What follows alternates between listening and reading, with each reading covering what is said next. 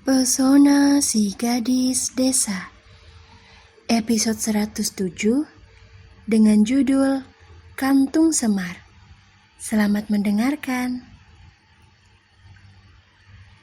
Di rumah Luyan, saat ini semua orang tengah mengadakan pesta kecil-kecilan untuk merayakan kemenangan Luri yang berhasil mendapatkan beasiswa ke luar negeri.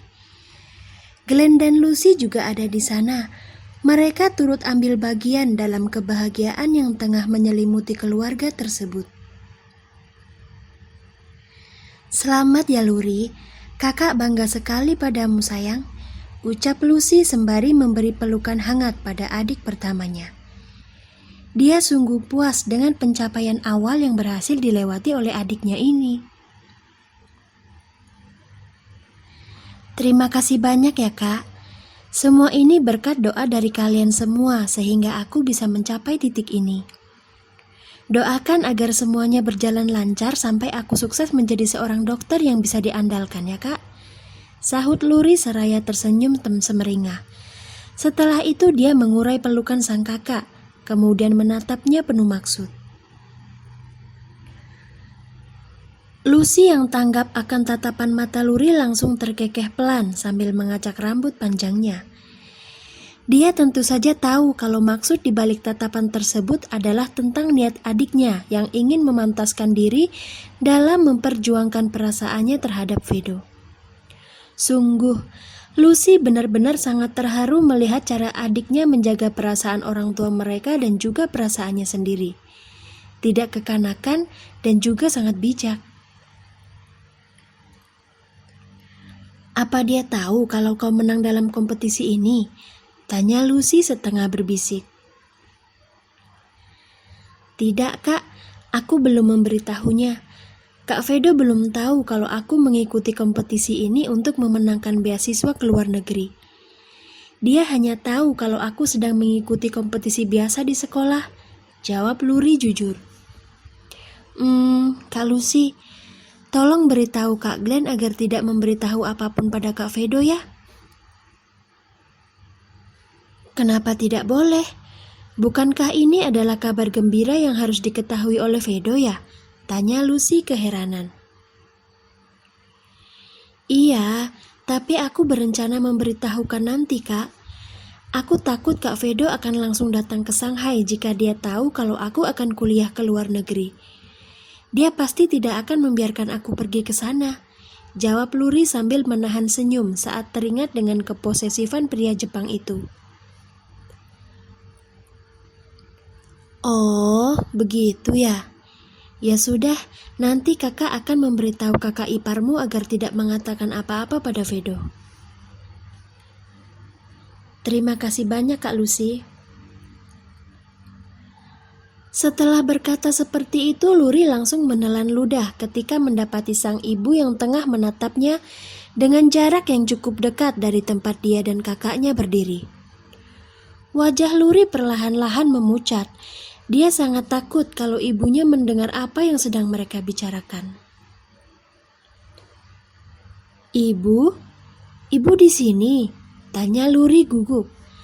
Kedua tangannya meremas pinggiran bawah baju dengan sangat kuat.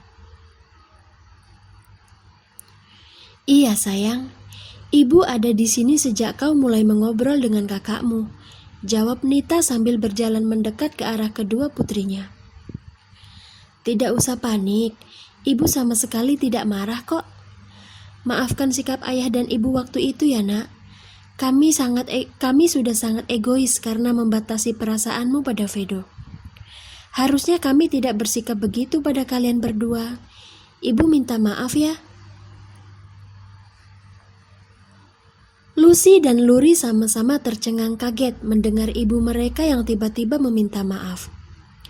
Tak ingin ada kesalahpahaman, Luri pun segera memeluk ibunya dengan penuh rasa khawatir.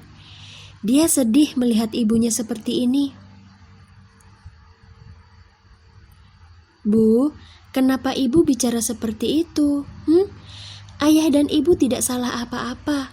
Aku dan Kak Vedo tahu kalau niat dan tujuan kalian itu demi kebaikan kami berdua. Jadi ibu jangan meminta maaf padaku ya. Ibu tidak salah.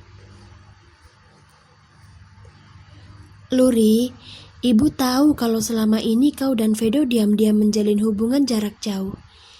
Ini ibu ketahui bukan dari Nania ataupun kakakmu, tapi semuanya berasal dari feeling ibu sebagai orang tua. Kau dan Vedo saling menyukai, bukan? Nita menatap dalam ke arah putri pertamanya, kemudian bergantian menatap ke arah putri keduanya. Dia terenyuh. Sebagai orang tua, Nita terlambat menyadari kalau kebahagiaan Luri terhalang restu darinya. Untung saja waktu itu Nita tidak sengaja membuka ponsel Luri yang tertinggal di rumah saat putrinya itu pergi ke rumah sakit untuk menjenguk temannya. Jika tidak, sampai detik ini Nita dan Luyan pasti tidak akan pernah tahu tentang hubungan dekat yang diam-diam dijalani oleh Luri dan Vedo. Saat Nita dan Luyan membaca pesan-pesan yang ada di ponsel itu, mereka berdua dibuat kaget dan juga terharu. Putri mereka begitu hebat, mampu membentengi perasaannya sendiri dengan mengatakan kalau kebahagiaan orang tuanya jauh lebih penting dari apapun. Meski pesan yang dikirim Vedo terkesan sedikit keberatan, tapi Luri berhasil meyakinkannya dengan mengatakan kalau dirinya akan siap menjalin hubungan setelah memiliki sesuatu yang bisa dibanggakan, baik oleh keluarganya Vedo maupun oleh keluarganya sendiri. Iya Bu, dari awal aku dan Kak Vedo memang sudah sama-sama saling menyukai. Dan aku sudah memberitahu Kak Vedo kalau aku tidak bisa berpacaran dengannya untuk sekarang-sekarang ini. Aku ingin fokus sekolah agar bisa membuat ayah dan ibu merasa bangga. Jadi ibu jangan khawatir ya. Aku janji aku tidak akan mengecewakan harapan kalian. Jawab Luri menegaskan kalau antara dia dan Vedo memang tidak ada hubungan apa-apa selain hubungan sebagai teman tapi mesra. Dan itu pun dia lakukan secara sembunyi-sembunyi. Luri, ayah dan ibu sudah membicarakan hal ini sejak beberapa malam yang lalu. Dan kami memutuskan untuk mengizinkanmu berpacaran dengan Vedo.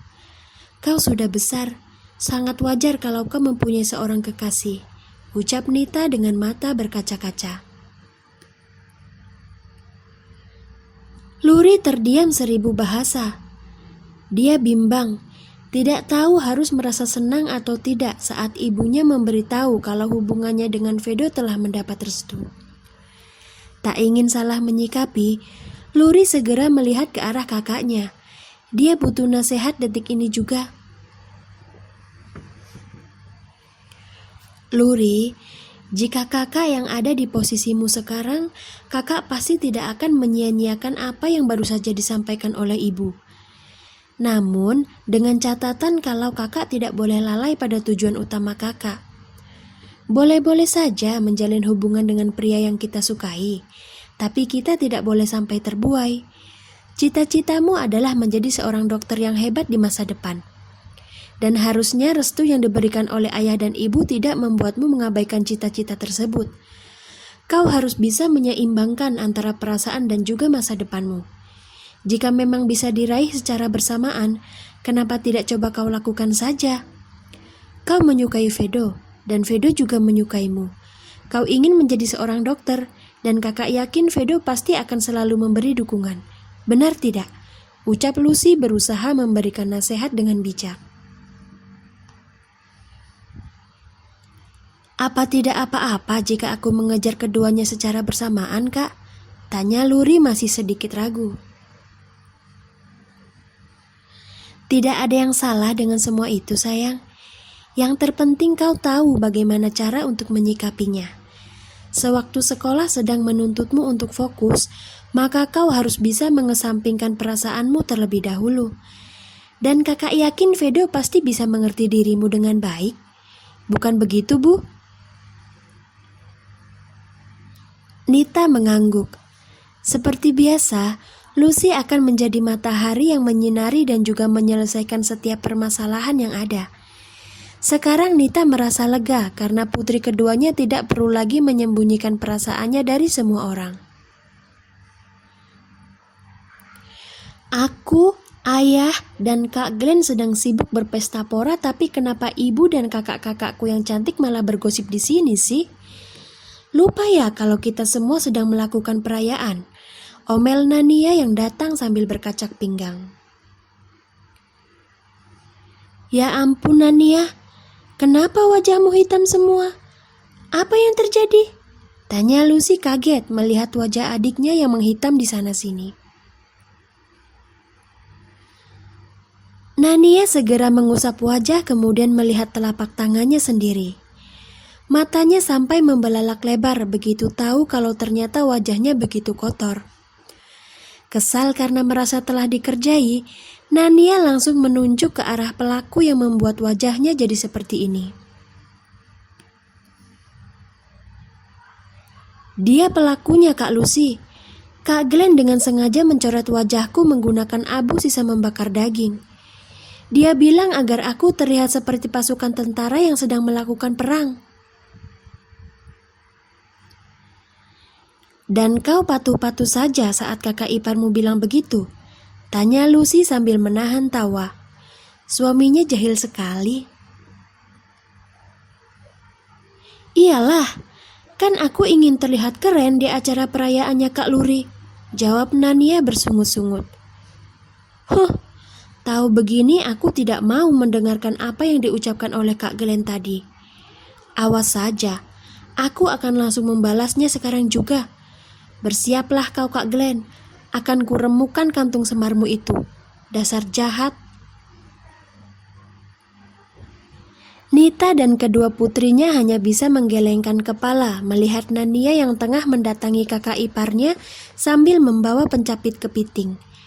Kalian bisa bayangkan sendiri bukan apa yang ingin dilakukan oleh gadis nakal itu? Benar-benar pembuat onar.